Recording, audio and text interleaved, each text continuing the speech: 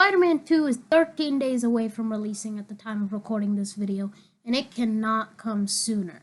There's going to be so many new features when the game releases. Bigger map size, better traversal for said map, new abilities like the symbiote suit and evolved Venom, and so much more. Insomniac really went into overdrive with Spider-Man 2, and it's no surprise why a lot of people on the internet are saying this will be Game of the Year 2023. But we're going to have to be a little bit more patient until we get our hands on the game and have a blast playing on launch day. But that's not what I want to talk about. You guys saw the title and thumbnail. We're talking about how Spider-Man Miles Morales is really easy.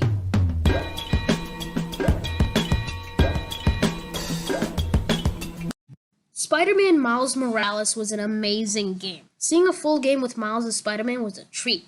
But if we're being honest, compared to the original Spider-Man, it definitely lacked in the difficulty. Let me tell you why. The main reason why Miles Morales is easier is the powers. When this game launched, we were introduced to two powers exclusive to Miles himself, Venom and Camouflage. Camouflage is basically Miles' invisibility power. The main one we want to focus on is Venom. Venom is basically the name for the bioelectricity powers that Miles harnesses. And if you've played the game for yourself, you'll know how amazing and overpowered this one power is. If you haven't played the game, the way you get Venom in the game is through a Venom bar, which is like the focus bar from the original but for Venom. You start the game with one Venom bar, but as you progress through the story, you get more until you eventually hit the cap of 3 Venom bars. There are a total of 6 Venom moves in the game that you unlock as you progress through the story. Venom Punch, Venom Smash, Venom Dash, Venom Jump, Venom Dash Launcher, and Mega Venom Blast. Venom Punch is a punch that affects a single enemy. Venom Smash is a jump punch to the ground that affects multiple enemies in its area of effect. Venom Dash is, well, a dash that affects multiple enemies on impact. Venom Jump is a jump attack that affects surrounding enemies. Venom Dash Launcher is a Venom Dash followed by Venom Jump at no extra cost to Venom. And Mega Venom Blast, oh man. This is an attack with a massive area of effect and also heals you upon use. This is the only Venom move in the game that costs all 3 Venom bars. The rest of them cost 1. Oh, and how can I forget? Using Venom moves on enemies not only stuns them, but also takes additional damage from basic attacks. Venom has its own branch of skills in the skill tree. They include Synaptic Breakdown, doubles the amount of time enemies are Venom stunned. Floodgate increases the range of Venom Punch splash damage so more enemies can be Venom stunned. Miles Smash increases the area of effect of Venom Smash. Venom Rocket causes Venom stun from off-the-wall attacks once every 5 seconds. And unlocked in New Game Plus, Bioelectric Instincts activates Mega Venom Blast before a fatal hit at no cost and only happens once every combat encounter. There are also skills that are related to Venom in the Camouflage and Combat skill branches.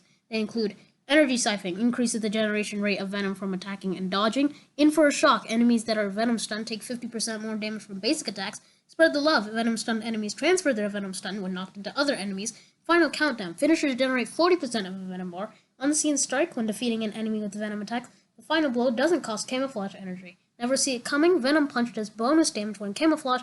Air Marshal, air attacks deal added damage and generate more Venom. And Scare Tactics, stealth takedowns generate more Venom. There's still a lot of things like suit mods and visor mods, but I think it's best we leave that aside. Playtime and enemies is also a reason for the easier gameplay. While Spider-Man for the PS4 took 35 hours to 100%, Miles Morales takes 18 hours to 100%. That is almost half the time it takes compared to the original.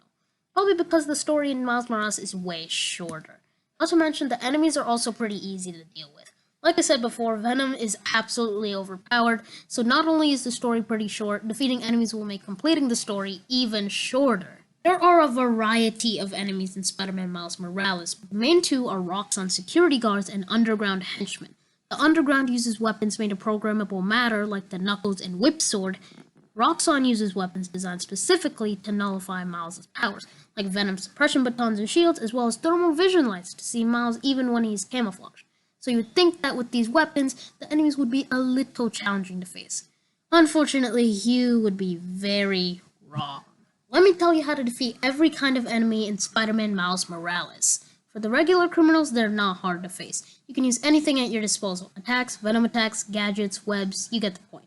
For enemies with ranged weapons, just dodge their projectiles and counterattack with the weapon throw or yank. You can find these in the moves list. For the underground enemies with the gauntlets, you can dodge under them and attack them from behind, or, of course, use a Venom Punch to break their gauntlet and finish them off that way. For underground enemies with whip swords, you can't Venom Punch them because they'll just dodge into the air, so instead use a Venom Dash, which is unavoidable, to counter their swords.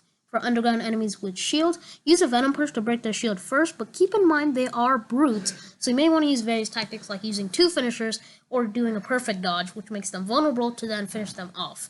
Now, Roxanne also has shield enemies, but what's so special about them is that if you use a direct Venom attack like Venom Punch, then they'll absorb and release the Venom against you like something from Wakanda. So you have to use indirect moves like a Venom Jump to make them vulnerable and finish them off in the air. Alternatively, you could go invisible and launch them into the air to start air combat. Roxanne has baton enemies, and their batons are designed with a Venom suppression, so if you get hit by it directly or from its ground attack, then your Venom will be temporarily disabled until it wears off. So you have to use your Venom while also avoiding their attacks at the same time. Finally, Roxanne has enemies equipped with thermal vision lights. They're like ranged enemies, but they can see you if you're camouflaged. It's best to finish them off first using stealth to make things a lot easier. Although this whole video was talking about how easy Miles Morales is, like I said at the beginning, Miles Morales is an amazing game. One look at Metacritic shows that Miles Morales is just as a phenomenal game as the original Spider-Man. Anyways, that's it for this video. I'll be uploading a raw, unedited playthrough of Spider-Man 2 when it releases. And if you're just as hyped as I am, leave a like on the video. Click on the subscribe button down below and comment what you want me to do when Spider-Man 2 releases. See you then!